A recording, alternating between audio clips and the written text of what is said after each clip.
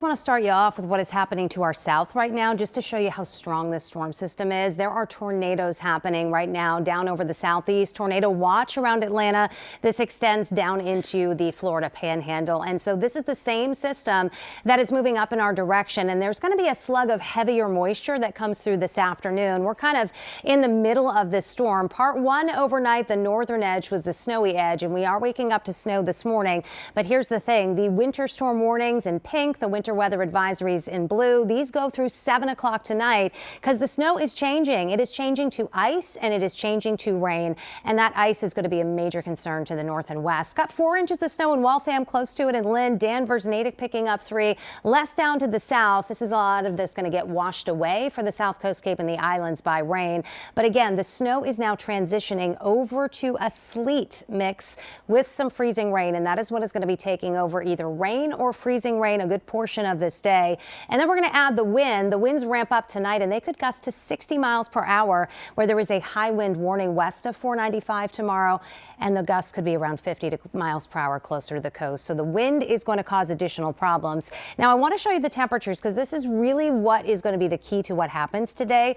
What your temperature is at ground level. And we are at freezing right now in Boston, above freezing in southeastern Massachusetts. But look how cold it is to the north and west. Low 20s, draining all the way down into the Worcester area. And this cold is going to be very stubborn to leave us today, which is why we are concerned. Because you can see the blue is snow. That is now changing over to this sleet mix with some freezing rain as well. And this product right here shows you basically the different types of precip. And where you see this bright yellow color, that is telling us that there is sleet mixing in. And that sleet is now mixing in all the way north of Route 2, pushing on up to the North Shore. So the snow is going away. And you can see by 8 o'clock this morning, you're either raining or you are seeing rain freezing on contact here in the pink. And this freezing rain is going to persist through midday, but there's going to be a bit of a lull in the precipitation. And then look what happens after lunchtime.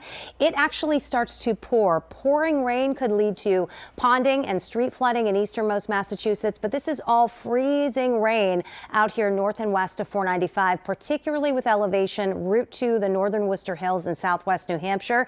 This is where we are going to see that ice starting to build on up. And even by 7 o'clock tonight, as the precipitation is winding down, you can see it is still cold enough for ice out this way. So the potential for a 1/4 to a 1/2 inch of ice in the highest elevations out through the northern Worcester Hills and the Berkshires. And obviously that could lead to power outages in and of itself. But then you add the winds, which are going to start ramping up tonight, and we will see those gusts 40, 50 miles per hour, could get even higher than that in the higher elevations. And we are obviously concerned with the potential for more power outages even into tomorrow. So strong winds clearing tonight. Everything freezes up as the temperatures drop into the teens. But look at these wind chills by tomorrow morning. It's going to feel like it's near and below zero.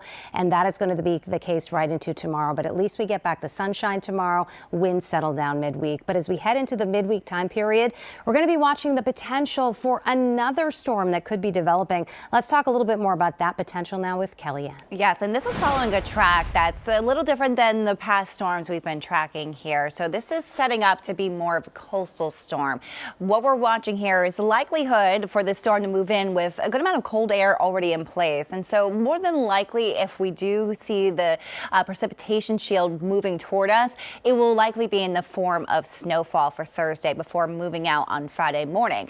But there is some question here about the track. It has started with the model trend to move farther and farther southward. That means less of an impact in terms of wind and heavy snowfall. However, it does look like it will still impact us to some regard. So we're closely watching this, and of course that track could wiggle as the storm starts to develop. One thing I do want to point out, though, that's in our favor, astronomical tides are not going to be running high. But overall, very active pattern that seems to continue here, Cindy. Yes, it does. So let's go ahead and show you your 7-day forecast, because the winds will kind of gradually settle down here as we head into Wednesday. But look, we don't get out of the 20s through the middle of the week. Thursday would be the day, if that storm was moving on in, that we'd be dealing with that. And then as we head toward the upcoming weekend, it looks like for a change, we may actually have a storm-free weekend upcoming, but a lot to get to certainly between now and then.